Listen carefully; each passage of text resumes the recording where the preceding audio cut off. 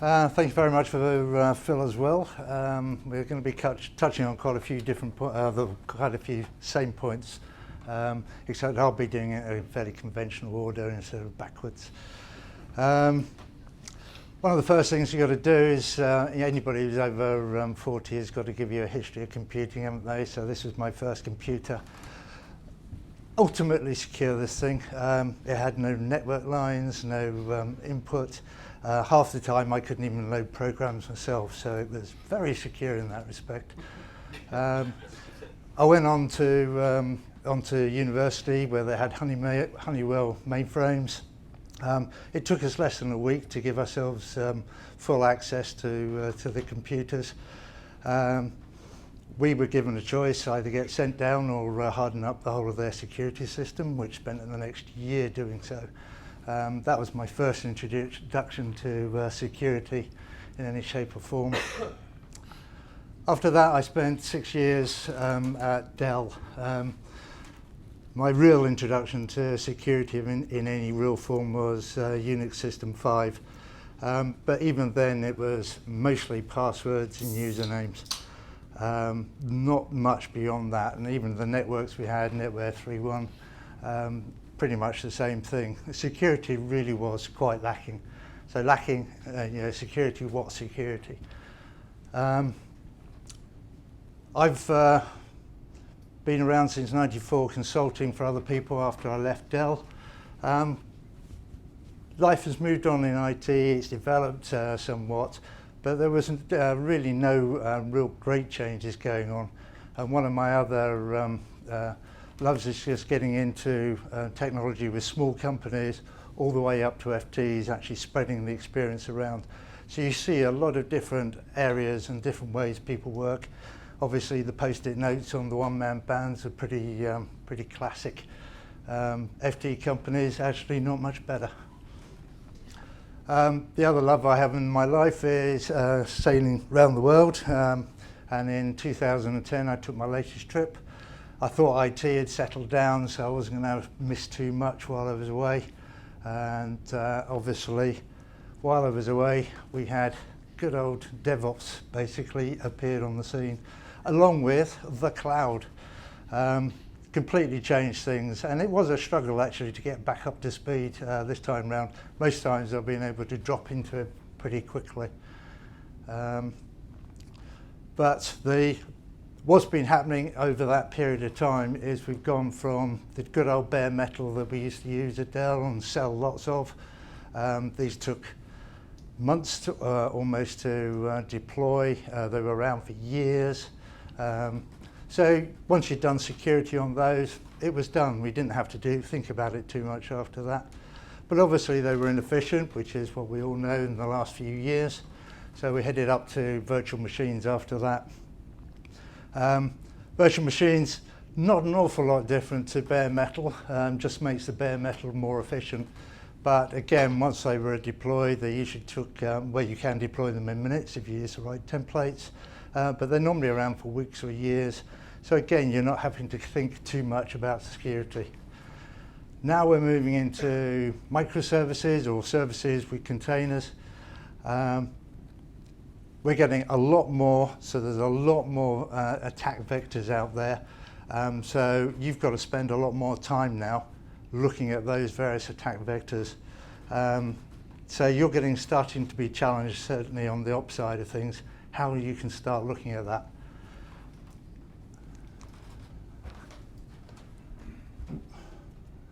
I have to wait a bit for it. Essentially, we're moving on to onto microservices now, which is Lambda. They're up for 100 milliseconds and then they die. How you're meant to be checking all those, and there's literally hundreds of these, if not thousands. So you've really got to, if you can't also automate the way you approach security and capacity on these things, you're not going to be able to keep up on these things. So we've got to approach this in a different way. As I said, this book came out in 2010 as I left the country and transformed IT somewhat. But one of the interesting things about this book is it only mentions the root secure 44 times in the entire 400, 500 pages of the book. and 10% of that is actually in the index. So they weren't even thinking about security, but we do. So how does your security and what drives your security within your organization? When do you consider it? Band-Aid at the end, much like Phil was saying. You've got the whole thing rolled out. It's a logical place to start, because how do you know what to test if it doesn't already exist and it's not already set up? Yeah, get there. This is known in the old days as dyed in the piece. When you were dyeing things back in the Middle Ages, dyes were very expensive. They looked at all different ways to reduce costs in these things. So rather than waste the dyes, what they used to do is only make the entire garment and then dip it into the dye at that point. Nice and cheap, saved on dyes, but as soon as you started getting any wear and tear, all the dye started coming off, you started seeing the colours underneath. The quality wasn't that good. You started looking pretty shabby fairly quickly. The next one, next place to consider it is your system function test. You're doing your user test, you're doing the functional test. Why not system function? Now, some people call this non-functional testing. There's a bit of a bet and wild of mine that I like to squeeze. I consider security, capacity and performance to be very much functional testing. So I'd rather describe these as a system function rather than non-functional. And this one, it equates to dyed in the yarn, maybe. We're getting a good one here. Dyed in the yarn is where we've actually turned the raw material into yarns. We dye it there. This gets better coverage of the yarns, so the quality of the product to the end garment stays better looking for longer. But it's still not ideal. You still have the same issues that you had with dyed in the piece. So the last one is development stage. If you're putting all your efforts into making sure that the product you're producing is good from day one, then you don't have to worry about all the other failures down the line. You're not wasting your time with your user tests and the functional tests when it's going to fail on a security test right at the end. So all these tests need to go together, and also you need to ensure that the code coming out to start with is not going to be broken. And that was known as dyed in the wool. Some people kind of make that synonymous with stick in the mud, which is probably quite appropriate for some security people. But actually, it produces the best quality. You get the security baked in from the very beginning. So, touching a bit on what Phil was saying, we used to have dev and ops. Likewise, like Phil, I used to do probably about 30–40% devs. Now I'm probably coding about 20 days a year. Mostly ops these days, but always because you're running ops systems, you need to keep those secure. It's your problem if somebody breaks into those. So we're adding in sec these days. And on top of that, I would also add in another part, which is both security related and operations. One of the projects I'm working on at the moment is rolling out over 200 websites into Docker containers. Now we can produce you a container with Drupal, WordPress, Joomla on it within about 4 minutes. We can take about another hour to actually migrate your application across to the new platform. It then takes 6 or 7 days for the networks team to do a 5-day SLA. Because they are so worried about their security on their F5s, they won't let anybody program them. And it's really a lack of knowledge and a lack of faith in doing this. But doing these things automated and programmatically means you're going to make less errors with doing that. And we have all the information, and we sit and watch the network guys literally cut and paste from our request ticket into their F5, and it really is nuts. So after the last incidents, which was over 12 days to make one DNS change, they finally lost the battle, and we are now going to be allowed to program their F5s. So I would say DevSecOps is probably the title. I don't think that's going to be too catchy, so I do think DevSecOps is probably going to be around, and probably people need to be reminded that security needs to go in there from the beginning. So get security in from the start. If you're doing the security continuous integration, then you don't have to worry about being audited. There's so many companies I've been to out there that they get SOX compliance, PCI compliance, and oh my God, it's a big issue. What are we going to do about it? Now, have we got there enough resources? If you're already secure at the beginning, and you know that because the code you've been coming out with has been tested before it goes into production, you don't have to worry about the auditor. Yes, they'll come in, there's certain ancillary parts of the ops team that will have to worry, but the code and how it's being applied will already be addressed. So, one of the organisations that Phil alluded to was OWASP. This started back in 2001. They literally looked at what was happening in web coding and just how bad. And the classic one was SQL injection. The number of sites I used to go through, and literally 1 = 1 on the end of it, you're in with full root access. It was just too easy. So these guys actually got together and decided we needed to do something about it. So they were focused always on improving software security out on the web applications. As Phil mentioned again, they've got their OWASP top 10, and obviously take Phil up in his offer to get that poster. Well worth it. As he said, if you go through there and make sure you understand what's going on, and it's not limited to 10 by any means, but you will be starting to address most of the major issues that are out there. As I said, the top one attack is SQL injection, and still these days there's so many sites you can just go out there and do most of the most simple SQL queries on them. These are the 10. You can read through the slides later when we send them out, but they are actually asking for 2016 security requests to build the next top 10 for 2016.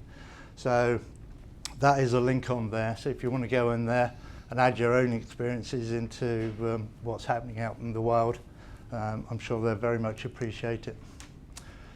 Another one that also produced a list is the Cloud Security Alliance. They had a notorious 9 in 2013. They've just come out with their own one. It's now up to the treacherous 12. So you can see there's still, a lot of people have been pushing security and trying to get it fixed, but there's still an awful lot of work out there that needs to be done from the start.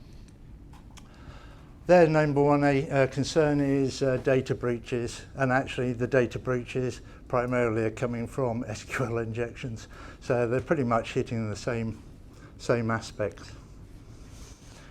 So onto ZED Attack Proxy. This was a flagship OWASP project. It's their main project, and essentially it's there to try and attack all the websites. It's a white hat version, but obviously I'm sure the black hats out there are using it just as much, because this is a great tool for going to find all those things. It is an automatic web app penetration testing tool. You just point your browser at it, it will go through and spider your site. It works through proxy, and it will find all those hidden links you think nobody knows about. They're up there for the software to find.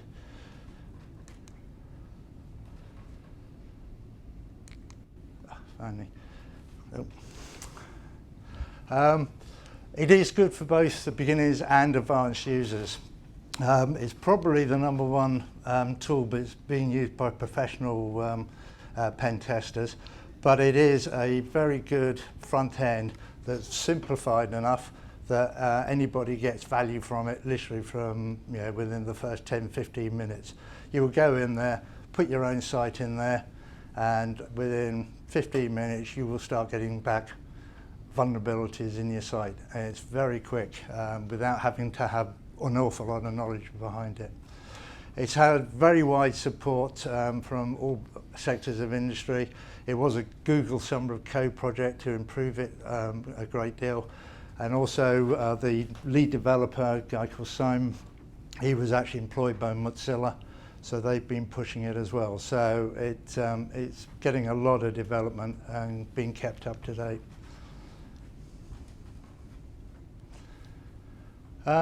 So the features. One of the things, probably not a feature for some of you, it requires Java. It is open source, so you can go up to GitHub, look at how they've coded it, what they've done for it, make your own changes to it if you want to fork the code. But it is fully open, so you can go in there and try it out.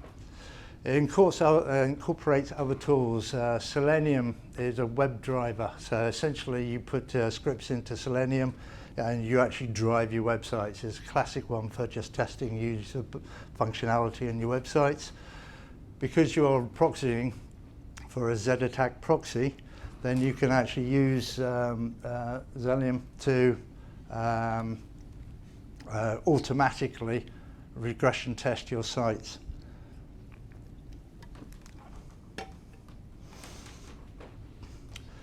I'll wait for that one to come up. It will come up, I'm sure. The other thing it has is it's fully extensible in much the same way as a lot of these things. They've got a marketplace now, so you can actually write your own add-ons onto the thing. They're removing some of the functionality out of the core to try and keep it light. So the port scanner now used to be part of the standard product. If you don't need port scanning, because you only open up 1-2 ports, 443 maybe, then you don't need the rest of the port scanning. So that's a plug-on these days. But you can, if you've got the need to, you can write your own plugins for any specific testing. It essentially has all that you need for penetration testing. But like all tools, it's not a silver bullet. There are lots of different tools that the hackers are using, and you should be doing the same. Why this is one of the key ones. There's others out there. Metasploit is one of the classics that a lot of people know about. You should be using those tools and any other tools you can think of, because the hackers are doing that for you.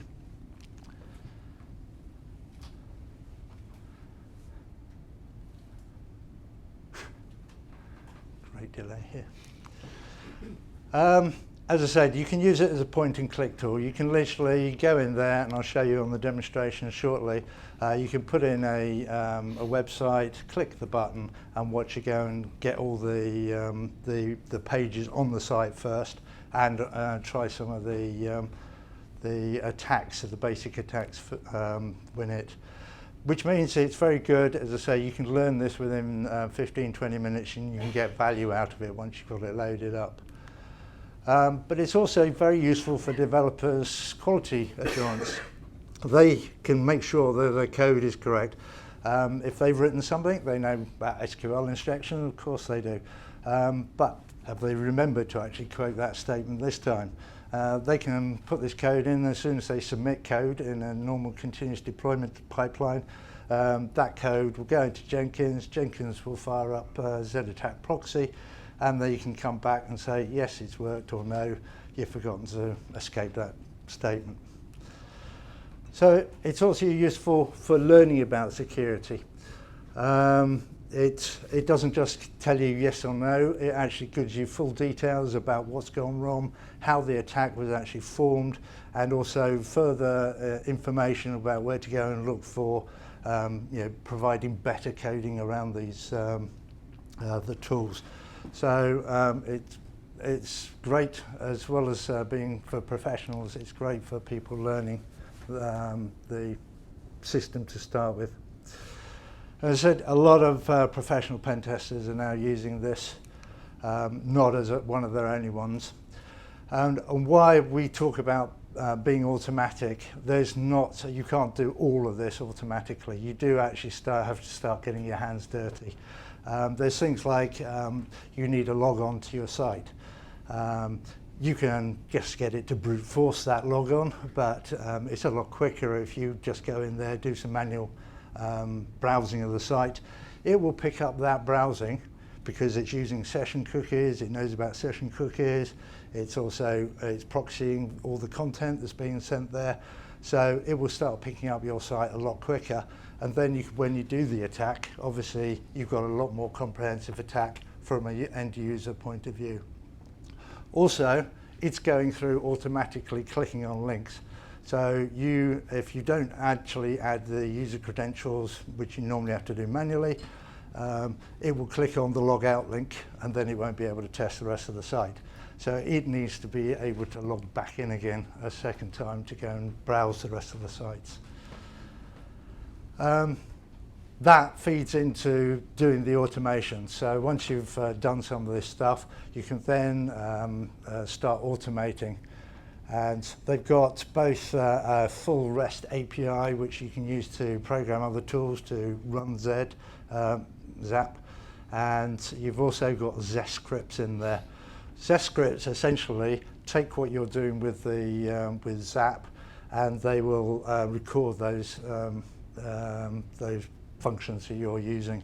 And it's the way they normally ask for you. If you've got any vulnerabilities you would want to question with them, they ask you for a ZED script, so they can actually completely recreate what you were doing rather than having to ask you to document all these steps. Continuous integration, we'll be going on to more, but essentially what we can do is proxy regression tests. Regression tests is where you just have a standard set of tests, and every time you put your code in, it runs through those standard tests, so you know your content has not been affected by the latest change. And because that's going through the proxying, we can automate that very quickly.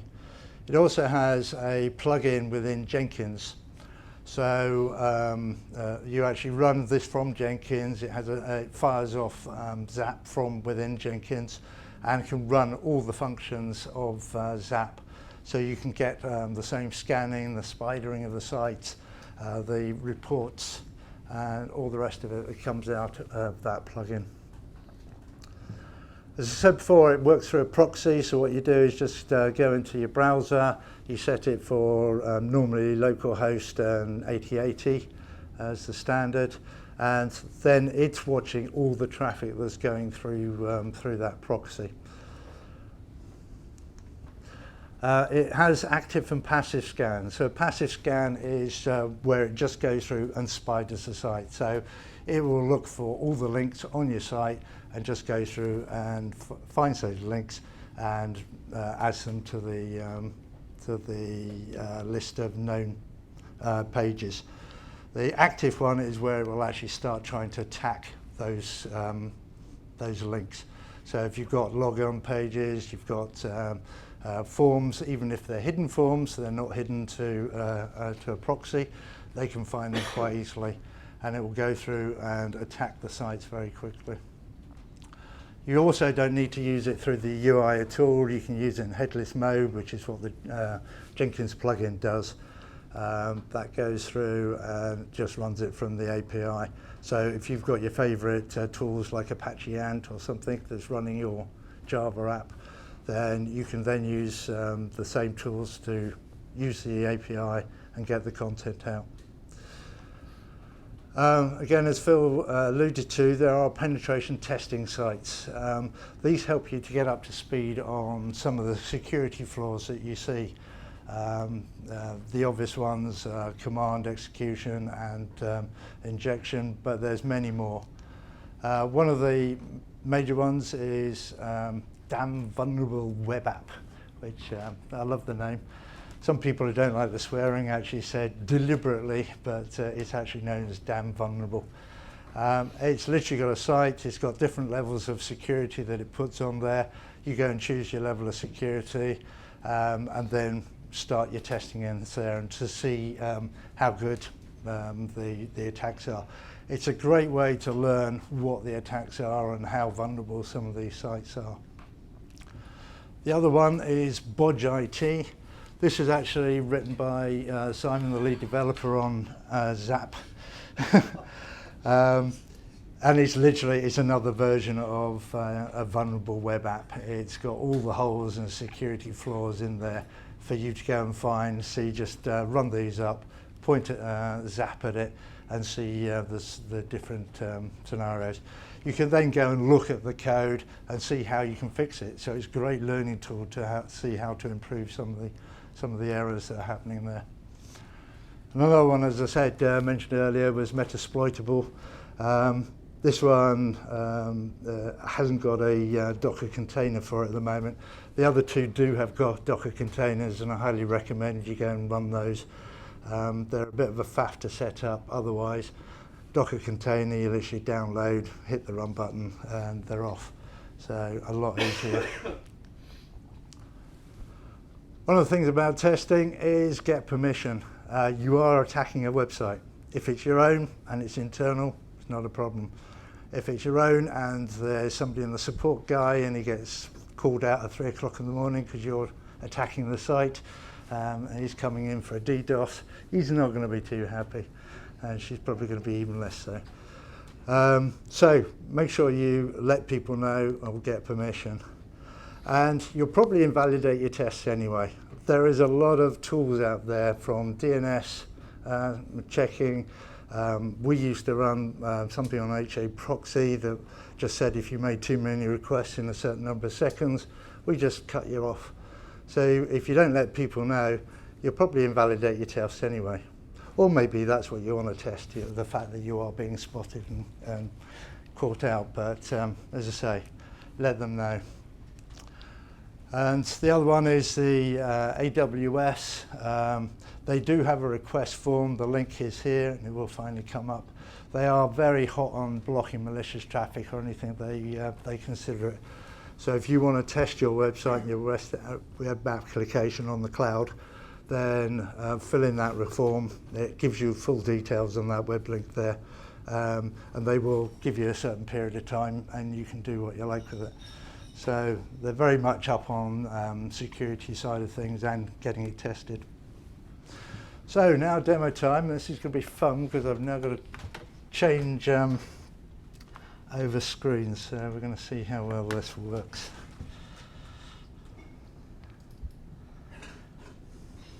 If I can find the mouse tool.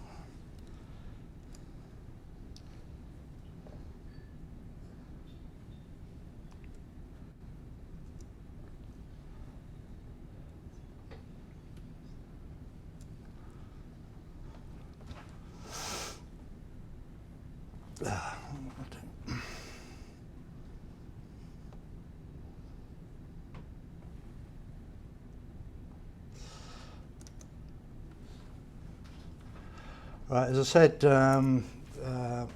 ZAP is a jar file, so you literally just download the application in one tar file and unpack it, and then just run zap.sh.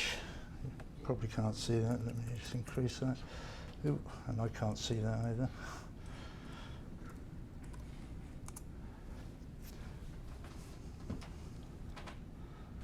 And this is where it starts running on the other screen.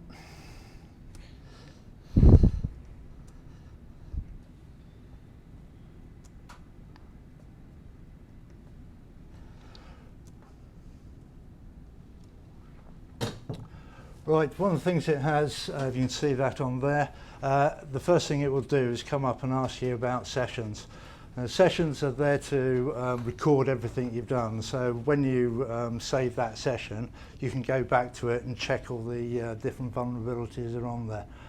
You can run without it, so as soon as you close down the UI, you've lost all that information.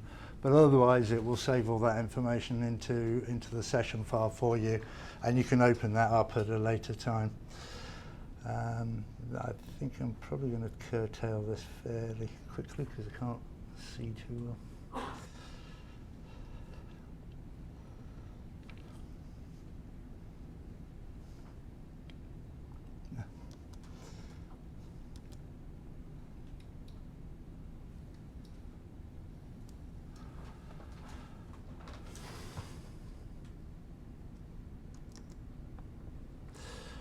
Right, as you see there, we've got the attack browser here. You can literally just type in whichever one you want and hit attack, and off it will go. It will go and spider the site for you, and it will then follow any links on that side. So one of the things you have to note is it starts up in the far corner there in standard mode. In standard mode, it can do dangerous things. They left it in standard mode because they wanted people to know that it would actually work out the box. It's one of those things, it's kind of unsafe, but you need to know about it. So if you just want to attack your own sites in your own scope, then you need to start using protected mode. And it has a concept of both a scope and a context. So when you go browsing on here, you'll literally, I'm not going to show you because it's too difficult on the screen, but you can go out and do this for yourselves. It will come up and find the site. So all you have to do is set the proxy browser, the proxy setting on your browser to 127 local host, and then 8080. And as soon as you go into here, ZAP is watching that, and you'll start seeing all the pages it's gone through appearing on the site. So what you then do is add those into the new context. So you find your page, add that page into the context, and then say that's the defined scope. After that point, it will only follow items in that scope. So typically you have JS scripts that are coming from Google or elsewhere. It will not follow those anymore. So you will not be bugging Google with the same attacks that you're doing on your own website. So very, very important to understand the modes that it's working in, and also the scopes that you're working to.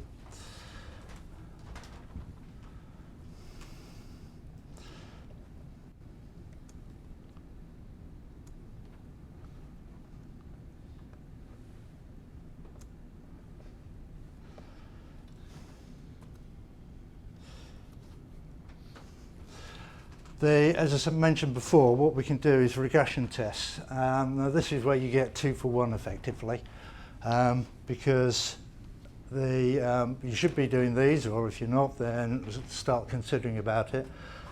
Effectively what you can do is get, as I say, something like Apache Ant or any other web driver, create your scripts and use Selenium to actually drive your website automatically. So you're going through testing the functionality automatically. You can get through an awful lot of testing there. That goes off and tests your web app at the end. But what we can do then is actually do a security regression test at the same time, because what we'll do is drive Selenium through ZAP. So instead of going straight to your app, you're going through ZAP. ZAP is doing all your security testing for you. So at the same time you're doing your regression tests, you can also be doing the security tests at the same time. So you get 2 for 1, and it shouldn't cost an awful lot more. On top of that, we can also drive directly from the API. So if you're not using Selenium, you like to do things directly, then that's also possible with the full API there. As I mentioned, it's got a Jenkins plugin, and that allows all the functions of ZAP to be run via the API from Jenkins. So you can set up your Jenkins scripts in the normal fashion, and then just run ZAP automatically from those.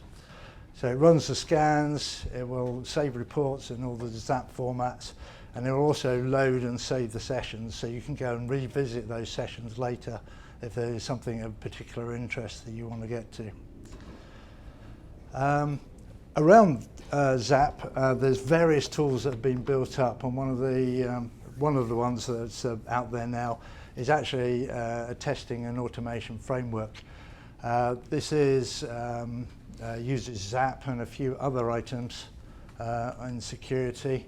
SSLIs, which goes and examines your SSL certs, and security.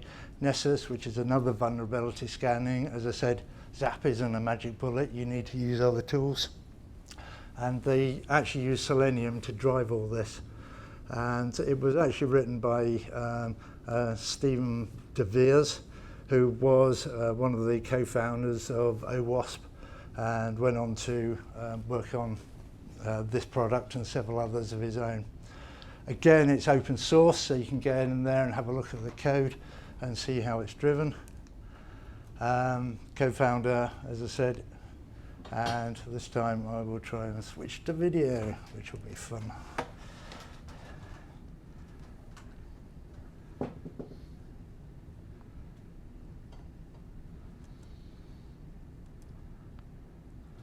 On the basis I didn't.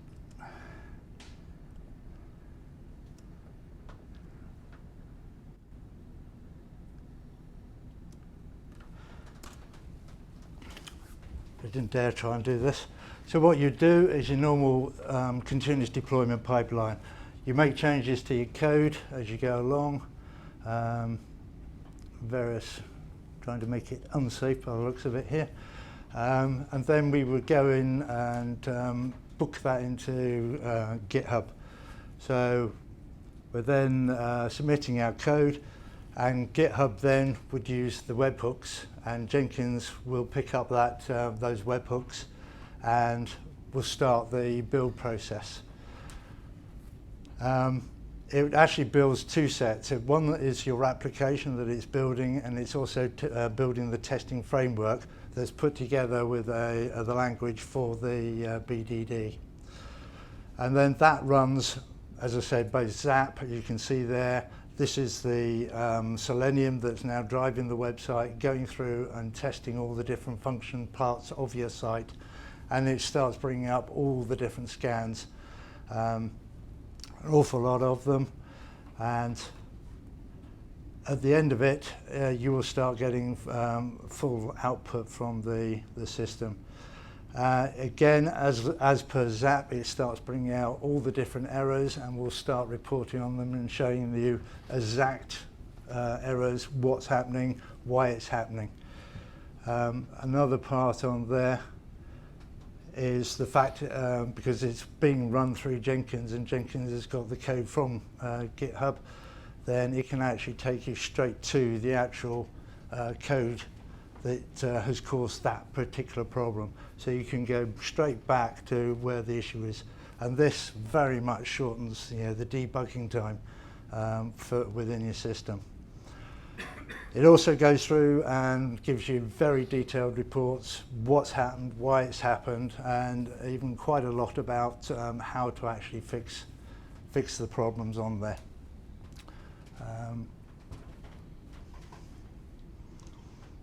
As you can see there, fully detailed all the way through, and that's just showing that Bob can see Alice's information.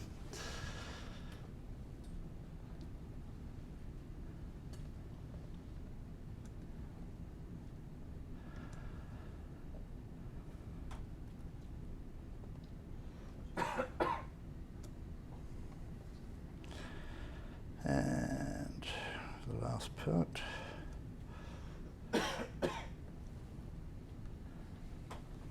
Okay, the links are up there. This should already be live up there for you. So it's got all the links that you've seen tonight. The top one is the actual slideshow, but you can get through all the different parts and download all those. Some more ones there, the ancillary ones. And that's it.